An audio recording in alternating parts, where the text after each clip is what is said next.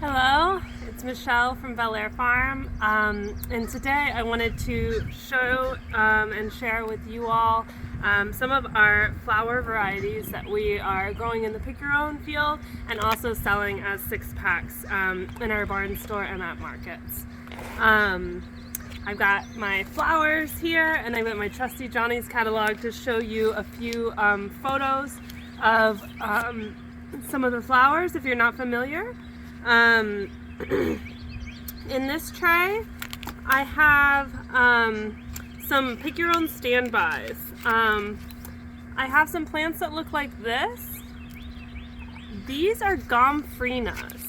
Now a gomphrenia is a globe amaranth, and it has like a little ball shaped blossom just like those. And we have the strawberry fields, the formula mix, and the white for sale. And then we also have these same ones available in the Pick Your Own field. These flowers dry really well, and they do really well in a mass planting, like you can see here. Plant them about 6 inches apart. Next up, I have tons of different, and you can actually see all the different types of celosias here. Celosia is another flower that dries really well and is also really easy to grow. It has like feathery blossoms, like you can see on this page. And we have this terracotta, we've got this white one, we've got pampas plume, and then I have a couple that aren't in this catalog even. I've got an orange one and a wine red. So all different types of celosias, they can all be treated the same. We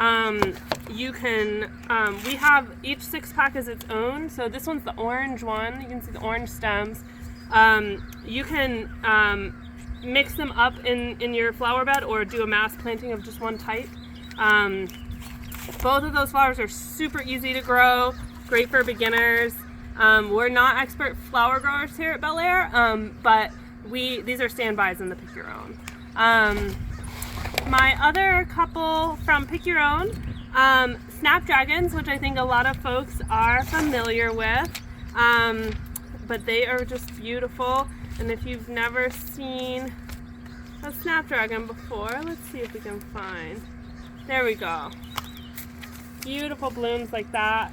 They're great for kids because they do like make that little snapping sound, or not a sound, but they look like a little dragon head, which is cute.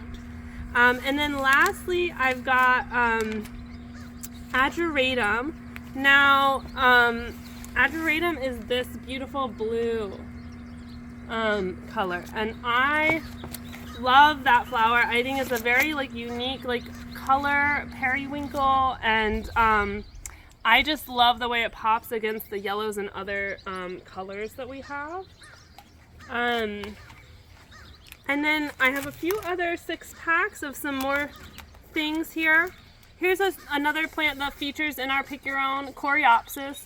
I bought this from a different company, so I don't have a photo of it here. But Coreopsis is a wildflower, and it grows really readily. It has edible petals and makes a great garnish, and will readily self-seed. So you can plant this and it'll like make more of itself next year, which is really cool. It's like a yellow flower. Some varieties of it are like blanket flower, and some are more like a black-eyed Susan, but it's kind of that vibes. Next, I have some salvia, and I think that one's in here. Yeah, Victoria Blue salvia. This one's new for us, so I am not 100% sure on how easy it is. It did germinate well, so that is usually a good sign. And we have this in 6-packs, and we'll have some in the Pick Your Own. Next up, I have a medicinal flower, calendula. It's got these like resinous leaves, and it also has a very resinous flower. And it is used generally, you would dry the flower, and then you would make an infusion into some olive oil, make a salve out of that. You can also just use the petals as like an edible garnish, or like put them on your cupcakes or something like that. And then lastly, for 6-packs, I've got Rudbeckia. Rudbeckia is the Latin name for black-eyed Susan. And so it has these hairy leaves. We have a couple types of Rudbeckia, but they're all pretty hardy, and they'll come back for a couple years too. And then in individual pots, I have a few more items. I have Echinacea. So this is purple coneflower. Let's see, Echinacea.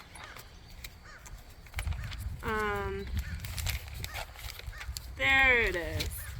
There's the Echinacea right there.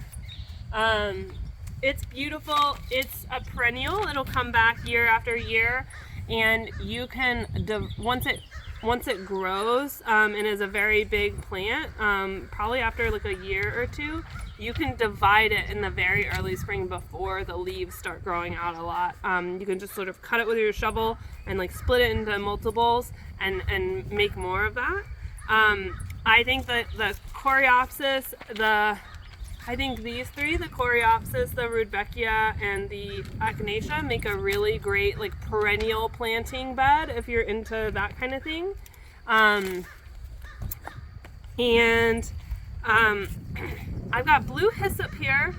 I will admit, I'm not really sure what's going on with this flower. This was just some seed that I bought, and it came up real well, so I don't have a photo of that one, and it's new to us as well, so a little bit of a mystery, but I think it makes a good bedding plant in sort of like a flower bed scenario. And then I have chamomile, not a cutting flower, but it is a flower. If you've never had actual fresh chamomile tea, you should really try one of these. They grow really easily. It'll self-seed and come up in the same spot again next year, and it makes a really wonderful sweet tea that will put you right out to sleep. And lastly, I have pineapple sage. These are blooming already. You can see the beautiful flowers. This plant will get quite large and will grow the whole season. In an ideal spot, like against a house on the southern side of a building or something like that, it may overwinter, but it may not. It puts on a lot of growth every year though, so it's totally reasonable to grow it as an annual. It has a nice scent. You can use the leaves for tea, but the hummingbirds and butterflies and things love this blossom.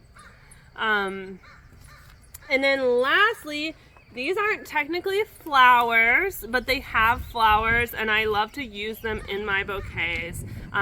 3 types of basil, and one type that I didn't bring out, which actually is my favorite, holy basil, or tulsi. That one especially, like the flower is an incredibly aromatic and just really sweet smelling and wonderful. And I use that one for tea all the time, and I also use it in my bouquets. Same with Thai basil. It has some nice dark purple flowers that can complement certain foliage and flowers that we've mentioned already. Citrus basil. If you put these things in your bouquet, they, just like the flowers themselves, they have a scent to them, so they're really beautiful for that. And lastly, purple basil. I prefer to eat the green basil and use the purple for bouquets. But all these plants and more we've got available, and now is the perfect time to plant them.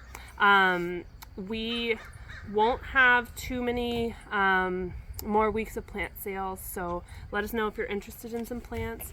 And I hope this was helpful for you. If you're a beginner and just looking for something super easy for a flower pot or something, I would steer straight for these celotias or gomphrenas. And you can make yourself a nice dried bouquet. Thanks, folks, and I hope you have a great rest of your day.